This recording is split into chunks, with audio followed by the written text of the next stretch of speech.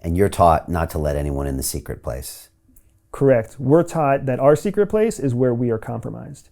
Now, does that save us? No. There are plenty of former CIA officers who become spies for a foreign government. We've had 3 of them arrested in 2021, right? It's a gentleman's game, but it's still a very real skill-based game. And when Russians, the Chinese have really been eating the U.S., they've been eating our lunch, cracking into CIA contractors, CIA staff officers. They've been doing incredible things to penetrate the U.S. intelligence infrastructure. With American assets? With American assets. Chinese handlers right. recruiting American assets who are also inside CIA, FBI, NSA, or inside the military-industrial complex in Booz Allen or Raytheon or you name it. That's who they're targeting right now, and they know how to get into an American's head. Have I had CIA assets on my show? I wouldn't say that I know whether you've had assets on your show, but I would absolutely say that your show has come under scrutiny of some intelligence service somewhere. Okay. Because it's what you create is too valuable for them to ignore it. You're bringing in world leaders, you're bringing in leaders in their industry, you're bringing in minds that are on the cutting edge of innovation.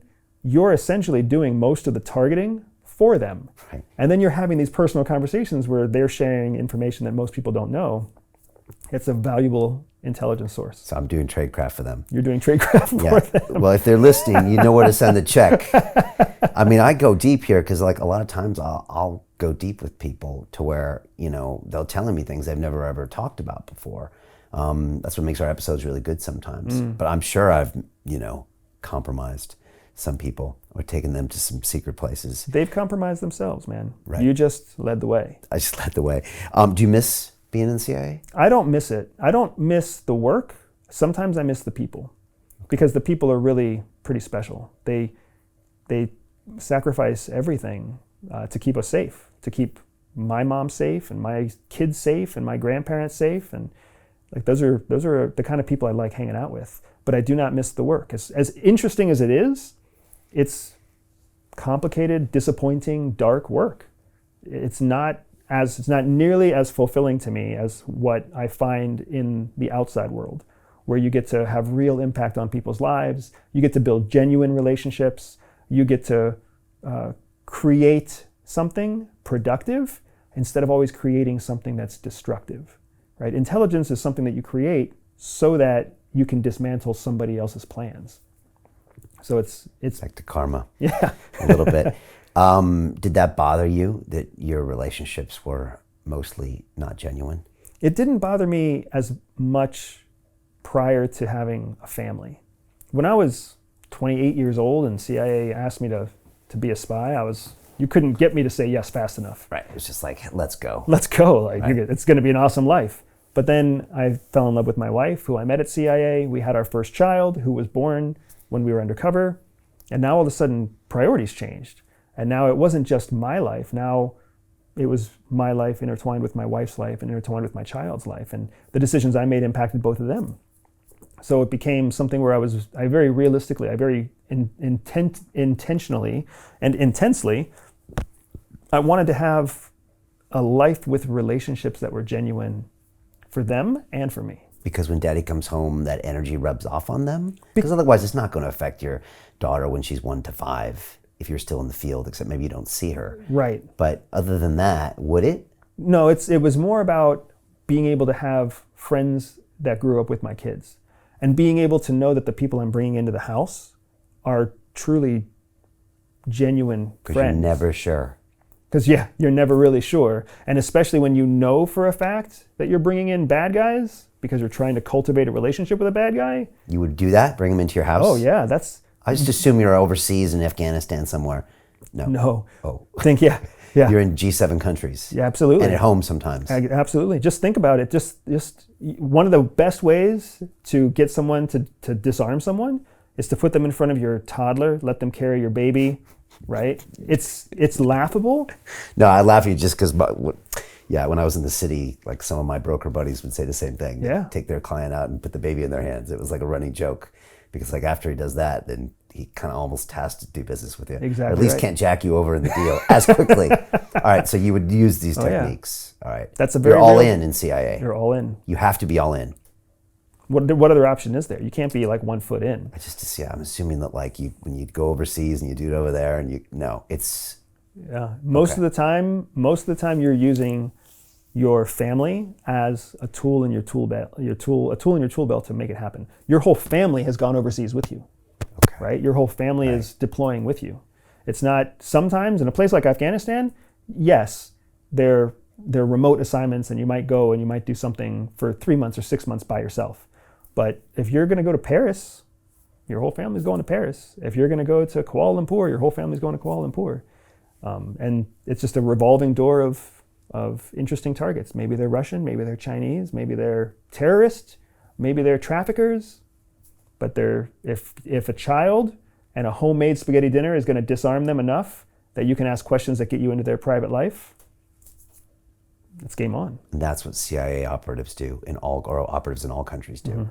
And that's dangerous for their families. Correct. And the guy is the 50-year-old guy in the CIA that's been doing that for 30 years. Like, what happens? Does he go through multiple marriages? Yep. Does the family know?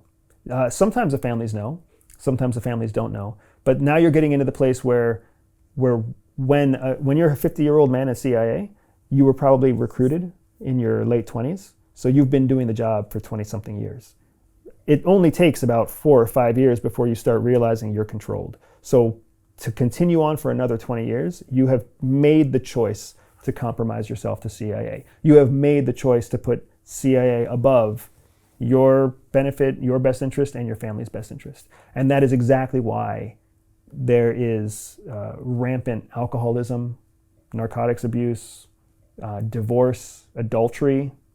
It's a hard existence to make a career out of being at CIA. And the longer you're there, the more you compromise yourself, the easier and the better it is for CIA to keep you there, because now they get all of your experience, but they also need to keep you there so that you don't end up becoming a loose cannon or a liability.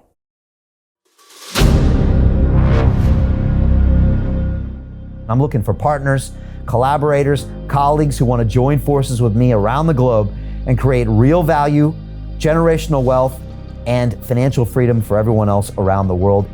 Get involved in the cryptocurrency markets, get involved in the NFT markets. This is your moment. Life all comes down to a few moments. Don't let this pass. Now it's not too late. Next year's going to be too late. Ultimately, this is about freedom. That's the way I see it. This is about giving power back to the people and enabling billions of people worldwide to use the financial markets to improve their lives and those of their friends and their families and their communities. Honestly, I think it's a violation of human rights not to allow people basic access to financial services. Because right now people are being kept in the dark, they're being robbed of education, and it's a travesty. And so I'm looking for people that want to join me and be a part of this solution. And that all happens inside the DeFi Academy. The gains my students are making are absolutely amazing. Double, triple-digit gains in the first month alone. That's amazing. This will change your life. Now is the time to get involved. I'm going to tell you exactly how my students in my academy made money in the last 30 days. I'm talking about real trading results. And let me just whet your appetite a little bit. Let me hit you with some numbers. I'm talking Brendan from New Zealand is up 68.77% on the month. Steve from Europe up 83%. Albert in Singapore up 169.9% on one single trade. I got Susan up 153% on her call options alone. Also rocking 139% returns and 442% returns as well on individual trades. These are people that are changing their financial future in the last 30 days, but it's based on trading discipline.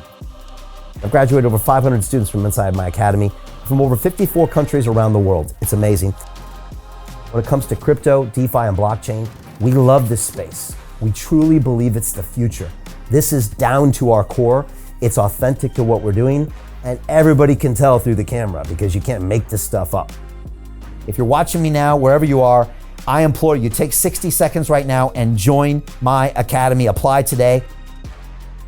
Now you've got a chance. Life all comes down to a few moments. What are you going to do? What's the choice that you're going to make?